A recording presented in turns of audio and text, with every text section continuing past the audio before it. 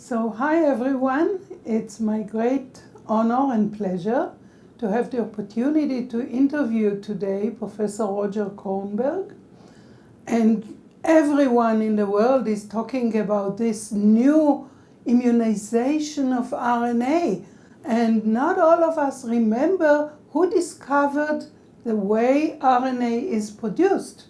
So, Roger, could you please let us know briefly what did you win the Nobel Prize for? Thank you, Mona, and it's a pleasure for me to speak with you as always. The citation for the prize was for molecular studies of eukaryotic transcription. Eukaryotic refers to all organisms, from single cell creatures like yeast to the most complex like humans. Transcription is the process whereby RNA is synthesized.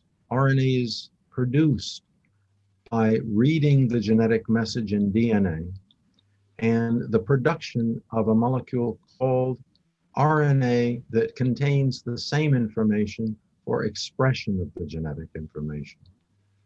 We discovered both a molecular computer and the machinery that controls transcription and the machinery for the process of transcription for RNA synthesis itself.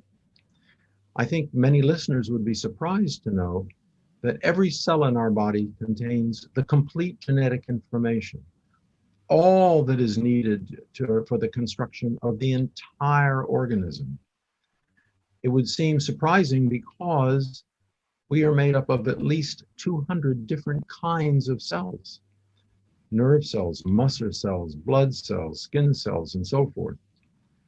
The question then arises, if every cell contains the same information, why do they differ? And the answer is the selective use of the genetic information. A nerve cell expresses only the information, makes only the RNA molecules relevant to its requirements. Similarly, for a muscle cell, the nerve cell does not express any of the information that is required to make a muscle cell or a skin cell or what have you. As I have mentioned, we discovered a molecular computer that controls the process. It receives information from within the cell and from the environment. It delivers the message to the enzyme responsible for synthesis of RNA, telling it what gene, what information to copy, at what place, to what extent, at what time in the life of the organism. As in regard to coronavirus, as it happens, this is a member of a family of viruses whose genome consists of RNA. The genome of the virus directs the synthesis of additional RNA molecules that carry the genetic message of the virus in the same way as occurs in the manner I have described for our bodies and other like organisms. The coronavirus has its own machinery for conducting that process. That machinery for the production of RNA molecules of the virus is a prime target for therapeutic measures. Many people will have heard of a drug called remdesivir, produced by the Gilead Corporation, which is now used for treatment of coronavirus infection. Remdesivir is an inhibitor. It blocks the activity of the machinery for making viral RNA. It is only one example of many such inhibitors that are being pursued now, and better ones will doubtless emerge in the future. There are other approaches for tackling the problem of RNA virus infection. For example, I work with a company in Petah Tikva where we are creating molecules for the destruction of viral RNA. These molecules may be introduced by inhalation, in order to deliver them directly to the site of infection in the lung. Destruction of viral RNA is a therapeutic measure which mimics a natural process that you, Mona, know very well and have studied extensively in your own work. These are only two examples of how our studies and knowledge, coming not only from our work, but from that of many others, may be brought to bear not only on addressing, not only on the current crisis, not only on this pandemic, but for the intervention in the future in viral disease more generally, in pandemic disease, such as will doubtless once again arise. Yeah, I remember when they announced that President Trump was treated with remdesivir, which is an experimental drug, and a clinician from Hadassah Hospital said, "This is an approved drug. We give it to any patient who needs it." So it's good to know that drugs are developed, tested, and used for the benefit of mankind. We've been working in the same department, at least every summer, for several decades now. Could you let us know what brought you to the Hebrew University? The Department of Biological Chemistry at the Hebrew University, where I have had the privilege of pursuing this work for the past nearly 40 years, and with the benefit of your help and guidance, is absolutely world-class. It is one of the best environments for pursuing such work any place in the world. I have been successful in part because of the privilege of working in the department at the Hebrew University. And it is a great concern of mine, as well as yours, to preserve it as such, to bring it to the next level, to sustain the excellence of the department, indeed the whole institute in which it resides, for the benefit of the university and for the benefit of all who will ultimately make use of the fruits of our labors. Well, I hope that your wishes and mine will come true in spite of the turmoil that the entire world is going through right now. Could you let us know how, in what way does your work today relate to corona research? The coronavirus is an RNA virus. The genome of the virus is actually an RNA molecule. It performs precisely the same functions as the RNA molecules that are the product of transcription to which I referred. It is doubtless subject to the regulation which you, Mona, have elucidated and that you continue to study in your own laboratory. Therefore, the studies that you and I both perform are directly relevant to understanding and controlling the activity of the coronavirus, as well as, of course, the entire family of RNA viruses, which make up a very large fraction of all of those that are cause of human disease. Well, as you know, we work on RNA too. And of course, under the circumstances, we looked at what happens to RNA in cells and tissues and people who get infected. And we've recently shown that not only the virus affects the lung, which was clear to begin with, but that it also affects the brain. And then there was a paper that I was called to talk about on television because the investigators proved that this virus indeed can affect brain nerve cells. And the person at television said, "That's very bad news." I said, "No, it's good news. We need to know." Because when patients come to their family clinicians and say, "I have difficulties in memory and focusing and thinking ever since I got infected. No one will say, oh, this is rubbish, it's a lung virus. It's a much more general infection paradigm, and the genotype, the people who are infected, make a difference. Some people are much more sensitive than others. At least this is what our analysis work says. So what do you think can be a solution to prove this, to solve this difficult issue? So it's notable, as I have mentioned, that the virus expresses its genetic information in the same way as human cells, as I have described. In particular, there is a machinery for producing genetic messages of the virus from its genome, an enzyme such as I alluded to before, just as occurs in human cells. The enzyme at the center of that machinery of the viral apparatus is one of the prime targets for drug development.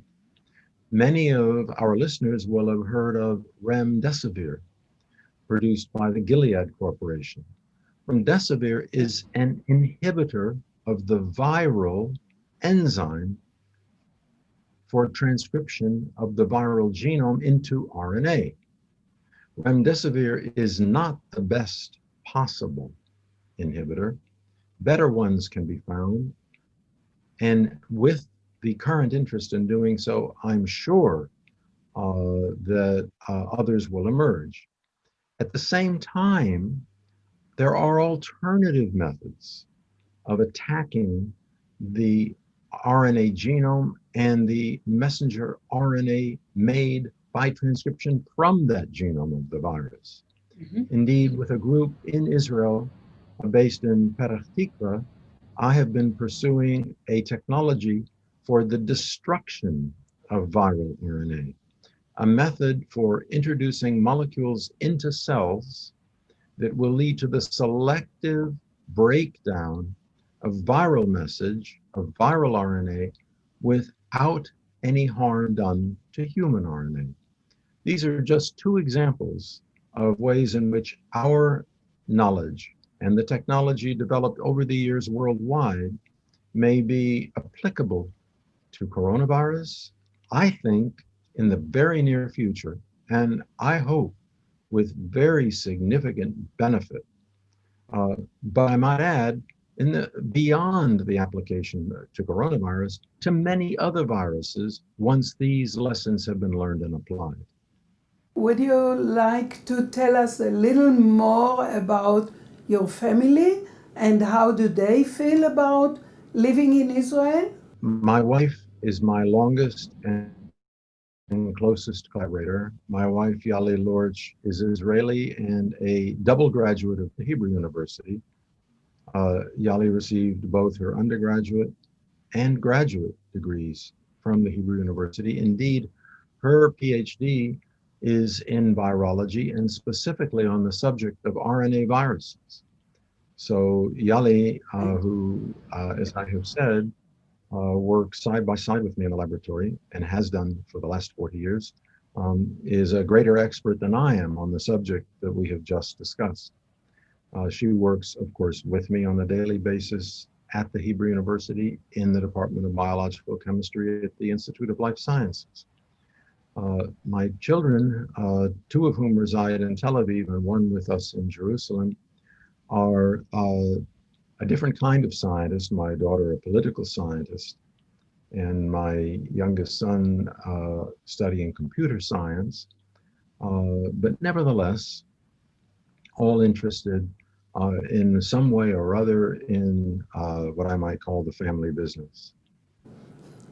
So I don't know if you remember, but many, many years ago, I asked you, how long do you plan to come every June with the kids and your wife and a big cylinder with your frozen cells for experiments and spend here 4 months. This is really tough. And you said, I'll do that as long as I have to until I'll be able to make my own decisions, and then I'll move to Jerusalem. So I doubted it then, and it's a real pleasure to know that things happened exactly as you planned it then.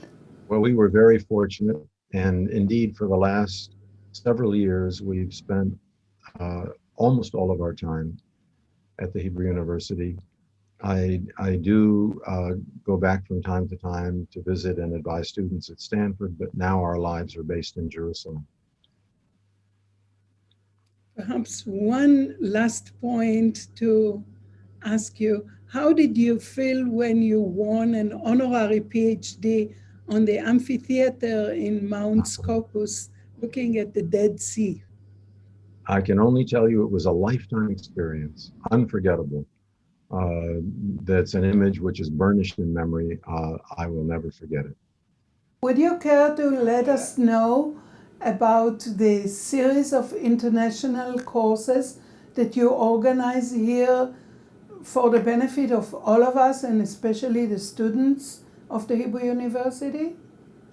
I'm responsible for one of several international schools which are supported by the Rothschild Foundation and in which are held under the aegis of the Institute for Advanced Studies of the Hebrew University. A school in physics held each year, organized by David Gross, a Nobel laureate in theoretical physics. A school in economics, which for many years was led by Nobel laureate Ken Arrow, one of the great economists of our time. And when he passed away recently in his 90s, continues to be led by his former student, also a Nobel laureate, Eric Maskin. In addition, a school in mathematics, and there was a school in genetic studies, discontinued only a short while ago. The school in life science, which I lead, has been focused on a different subject, a different area of life science each year. For example, structural biology, for example, signal transduction in cells, for example, the cell nucleus and relevant transactions, and so forth. The school, which we will hold shortly, will be on a subject of great current interest at the Hebrew University as well, on a new state of molecules, a state of matter in cells, which is believed to have important consequences for cell function. The schools have a distinctive character.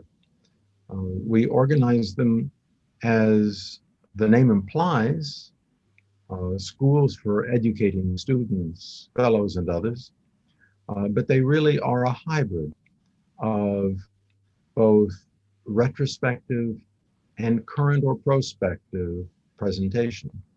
So the participants in the school, those who lecture, speak about how they discovered what they found, which brings them to the school, as well as what they actually discovered and what they are doing at the present time, and where the work is headed.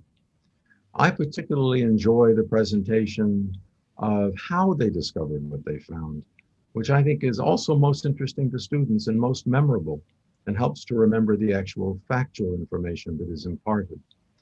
The schools have not only been well attended by well over 100 students and faculty each year, but greatly appreciated by the sophisticated participants who come to lecture in the schools. These are lecturers from the United States and Europe, as well as from around Israel, and they have invariably told me how much they enjoyed the format and the content and the presentations made at the schools.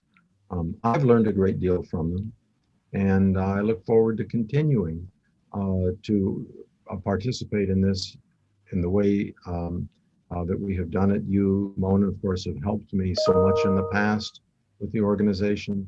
Others in the department have been exceedingly helpful, as well as others in Israel have contributed to the organization. As I say, I've learned a lot. I viewed it as a modest contribution, the best, or one of the things I can try and do to be helpful. I'm always eager to do more. Wow, so perhaps our distinguished members of the Board of Governors would be welcome to go back to the classes of the Hebrew University, which is accessible today because we all teach via Zoom. So any guests would be welcome, and perhaps it's time for all of us to learn a little more about what RNA is doing and what we can do to help human health and well-being via the knowledge acquired at the Hebrew University, at Stanford, and especially by distinguished scientists such as yourself. Thank you so much, Roger. With great pleasure, Mona. Thank you again.